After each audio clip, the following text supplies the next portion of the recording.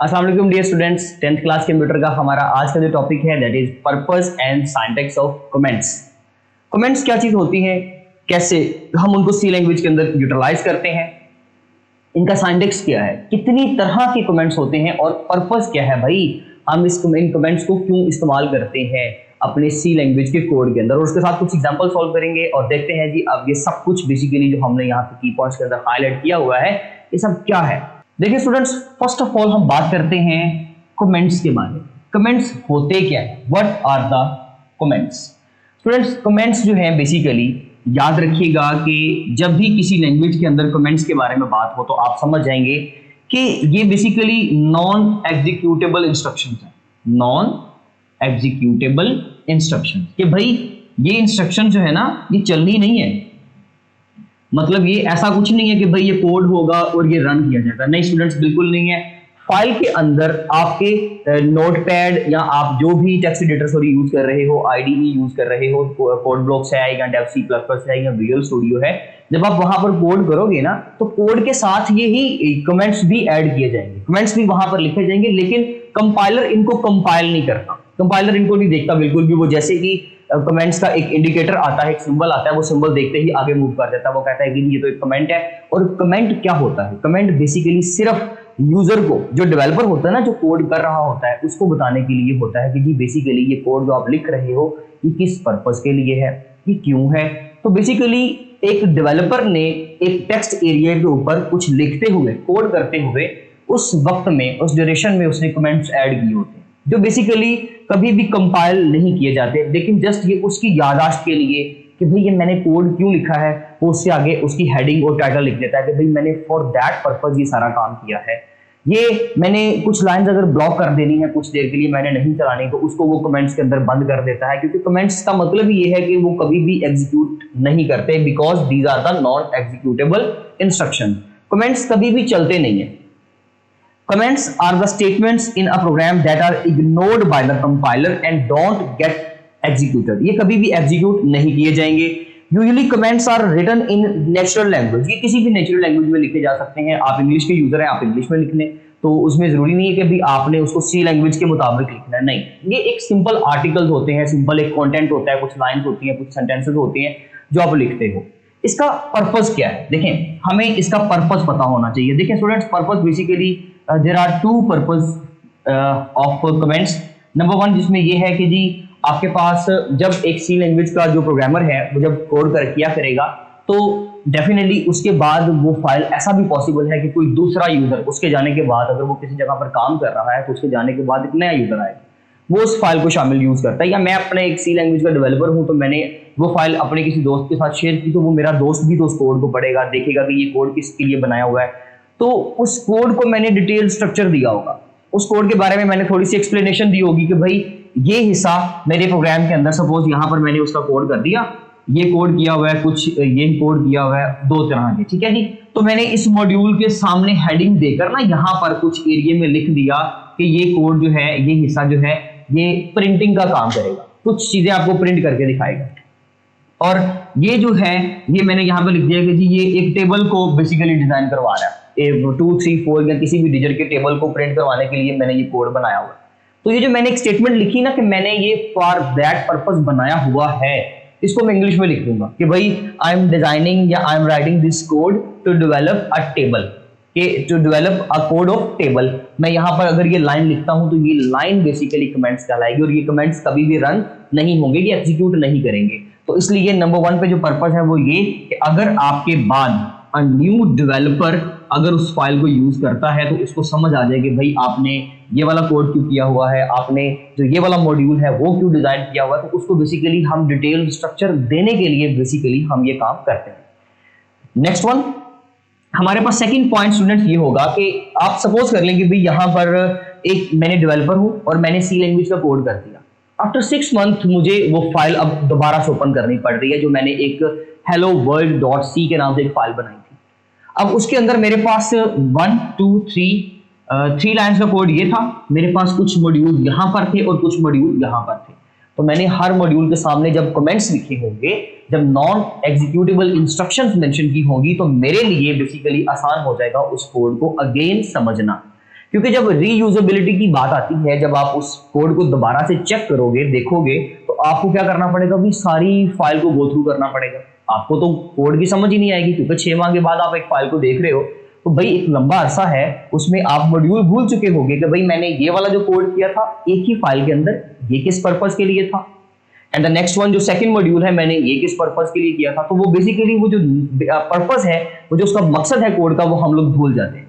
तो ऐसी सिचुएशन में हम क्या करते हैं, इस रिस्क को बेसिकली मिनिमाइज करने के लिए हम लोग क्या करते हैं, कमेंट्स को ऐड करते हैं। That is a second most important purpose of comments. ये बेसिकली कमेंट का सेकंड पर्पस है कि आफ्टर द ईयर जब आप उसको यूज करेंगे ना, उस कमेंट सेक्शन, उस फाइल को, तो अगर कमेंट्स ऐड किए होंगे तो आपको फौरन समझ आ जाएगी कि भाई अच्छा मैंने इसलिए ये काम किया था। तो स्टूडेंट्स बेसिकली जब हम आफ्टर द ईयर्स उस फाइल को यूज करेंगे तो हमें वो चीज क्लियर हो जाएगी कि भाई हमने ये फाइल क्यों बनाई थी और बेसिकली इसका क्या पर्पस था। तो इस चीज को बेसिकली असिस्ट करने के लिए हम लोगों ने क्या लिखा है जी, हमने कमेंट्स को यूज किया। तो ये बेसिकली बहुत ही इंपॉर्टेंट कुछ पर्पस थे हमारे कमेंट्स को ऐड करने के लिए। अब कमेंट्स को ऐड तो कर लिया, लेकिन अब कमेंट्स को कैसे ऐड करेंगे, सिंटैक्स क्या भाई, तो वो सिंटैक्स जो है हमें अब सीखना है। एक तो हो गया पर्पस, कमेंट्स की डेफिनेशन भी हो गई, अब हम बात करते हैं उसके सिंटैक्स के बारे में। स्टूडेंट्स देखें, सिंटैक्स सीखने से पहले हमें ये पता होना चाहिए कि जी कमेंट्स कितनी तरह के होते हैं। There are 2 types of comments.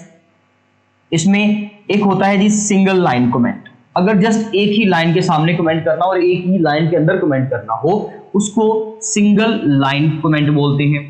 अगर हम बात करें जी हमें मल्टीपल लाइंस के ऊपर कुछ स्टेटमेंट्स लिखनी पड़ गई हैं, कमेंट लिखने पड़ गए हैं, तो उसको हम बोलते हैं मल्टी लाइन कमेंट। देखें अब इसका हम सीख लेते हैं जी सिंटैक्स, इसके लिए कौन कौन से सिंबल्स यूज किए जाएंगे। तो स्टूडेंट्स देखें, अगर मेरे पास फिर वही बात की, ये एक फाइल है, मैंने यहां पर कुछ कोड किया, कुछ कोड मैंने यहां पर किया। अब जब मैं कमेंट ऐड करूंगा, सपोज मैंने एक छोटी सी लाइन लिखी कि मैंने कमेंट में लिखा प्रिंटिंग कोड, कि ये मेरा जो है प्रिंटिंग कोड है प्रिंट करने के लिए। तो ये 2 वर्ड्स थे, ये तो एक लाइन में आराम से आ जाएंगे। इस तरह का जब आपका एक ही लाइन के अंदर कोड आए, कंटेंट आए, तो उसको सिंगल लाइन कमेंट बोलते हैं। और सिंगल लाइन कमेंट के लिए जो हमारे पास सिंटैक्स होगा स्टूडेंट, वो होगा जस्ट आपने ये 2 स्लैशेस यूज कर लेनी है। और ये स्लैशेस जो है बेसिकली हम लोग क्या करेंगे, कमेंट से पहले लगाया करेंगे। अगर मुझे प्रिंटिंग कोड कमेंट लिखना है तो मैं इसको यहां पर ऐसे लिख दूंगा। कोड चल रहा है, उसके सामने आपका ये कमेंट आ गया है, तो कंपाइलर ने कभी भी इसको रीड नहीं करना और कोई एरर नहीं देनी। उसने जैसे डबल स्लैश देखनी है, उसने समझ जाना है कि भाई ये तो एक कमेंट है, तो मैं इसको आगे मूव करता हूं, वो आगे मूव कर जाएगा। सपोज करें कि मैंने अब इस मॉड्यूल के सामने कमेंट ऐड किया, मैंने लिखा प्रिंटिंग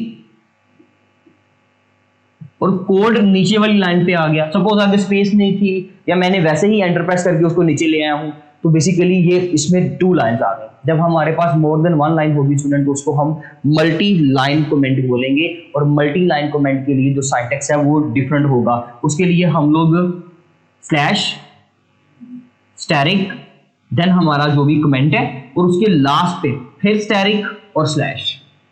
जैसे कि मैं आपको समझा देता हूं कि यहां पर स्लैश आएगी और स्टैरिक आ जाएगा। उसके बाद हमने अपना कमेंट लिख लिया, क्या लिखा जी, प्रिंटिंग कोड, ये मेरा प्रिंटिंग का कोड है और वो मोर देन 1 लाइन के ऊपर आ रहा है, सो दैट्स व्हाई मैंने उसको इस तरह से लिख दिया। अब मुझे यहां पर लिखना पड़ेगा स्टैरिक और कमेंट का, ये जो बेसिकली हमारे पास स्लैश साइन है। तो ये बेसिकली सिंटैक्स है स्टूडेंट्स हमारी मल्टी लाइन कमेंट्स को इस्तेमाल करने का। ये 2 सिंबल्स आप इसी तरह से आपको एमसीक्यू में पूछा जा सकता है कि भाई सिंगल लाइन कमेंट के लिए कौन सा सिंबल होता है और मल्टी लाइन कमेंट्स के लिए कौन सा सिंबल यूज किया जाता है, और उनके यूज का जो तरीकाकार होगा उसके लिए हम एक एग्जांपल देख लेते हैं जी हमारे पास, और एक एक्टिविटी भी है, उनको भी परफॉर्म कर लेते हैं। तो इसमें है जी एग्जांपल कौन सी है उसके बारे में पहले देखें कि आप देखें कि उसमें सिंगल लाइन कमेंट या मल्टी लाइन कमेंट की क्या एप्लीकेशन है, उनको कैसे किस तरह से इस्तेमाल किया जा रहा है। एग्जांपल है पहली, this program displays I am a student of class 10 on the output screen. ये एक पूरा मैसेज लिखा उसने कि दिस प्रोग्राम, ये एग्जांपल है स्टूडेंट्स, याद रखिएगा।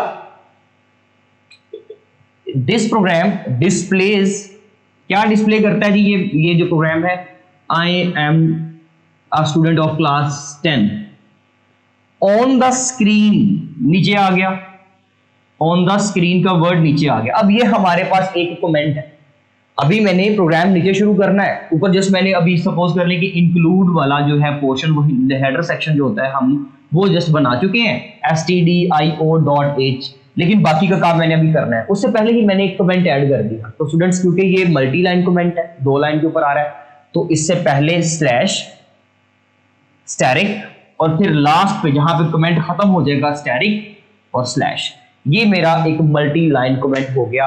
उसके बाद हमने नीचे कुछ कोड करना है, अपना जो भी कोड हम लोग करना चाहते हैं वो हमने किया। फिर मैंने लिखा जी void main मेरा एक फंक्शन है। फंक्शन के बाद मैंने फंक्शन की बॉडी स्टार्ट करनी है और बॉडी ब्रैकेट से स्टार्ट होती है, लेकिन मैंने अभी नया यूजर हूं, बिगिनर हूं, या मेरे बाद एक नया बिगिनर आएगा, तो उसके लिए मैंने यहाँ पे सिस्टम्स के लिए यहाँ पे लिख दिया कि भाई ब्रैकेट्स के बाद क्या होता है, ये बॉडी ऑफ मेन होता है, बॉडी ऑफ मेन फंक्शन, कि भाई ये मेन फंक्शन की बॉडी है। तो देखिए स्टूडेंट, क्योंकि ये एक ही लाइन के अंदर कमेंट आ रहा था, तो उससे पहले मैंने सिंगल लाइन कमेंट का सिंबल और सिंटैक्स यूज किया और उसके लिए मैंने डबल स्लैशेस लगा दी। अब नीचे जो भी आपका रिमेनिंग कोड है आप वो करें और उस ब्रैकेट को बंद कर दें। तो जस्ट ये होगा कि देखें ब्रैकेट के बाद ये वाला जो बॉडी ऑफ मेन फंक्शन है, ये आपने कुछ कमेंट्स ऐड किए, रिमार्क्स दिए ना, किसी चीज के बारे में कुछ है अपनी तरफ से बोल दिया है, तो वो प्रिंट नहीं होना, वो आपका कभी भी एग्जीक्यूट नहीं होना, वो आउटपुट में उसका ताल्लुक ही नहीं, आउटपुट में ये चीज कभी भी शो नहीं होगी। ये जस्ट आपकी फाइल की हद तक है, आपकी मेमोरी की हद तक है बस। तो उसके लिए हम लोग स्टूडेंट्स, ये बेसिकली सिंटैक्स है जिसको इस्तेमाल करके हम कमेंट्स को ऐड कर सकते हैं। अब इसमें हमारे पास एक एक्टिविटी है जी, tick valid comments among the following. हमारे पास कुछ कमेंट्स हैं, हमने उनमें से क्या करना है जी, जो वैलिड कमेंट्स हैं वो हमने टिक करने हैं। सबसे पहला जो कमेंट है, कमेंट गोज हेयर। तो कमेंट गोज हेयर का जो वर्ड है उसको इस तरह से स्टैरिक में बंद किया। तो भाई ये तो सिंगल लाइन का कमेंट था, इससे पहले तो सिर्फ ये डबल स्लैश होनी चाहिए थी, ये कुछ भी नहीं होना चाहिए था, so that is why it is wrong. And the next one, comments goes hair. तो कमेंट्स गोज हेयर फिर दोबारा लिखा है, लेकिन इस दफा एक स्लैश यहां पर और एक स्लैश यहां पर, ये भी सिंटैक्स गलत है। नेक्स्ट वन है जी, कमेंट गोज हेयर में अब परसेंटेज ऐड कर दिया दोनों तरफ, तो स्टूडेंट हमने ऐसा भी कोई सिंबल नहीं पढ़ा। नेक्स्ट वन है जी, कमेंट्स गोज हेयर, लेकिन हमारा सिंटैक्स जो है वो बिल्कुल करेक्ट है।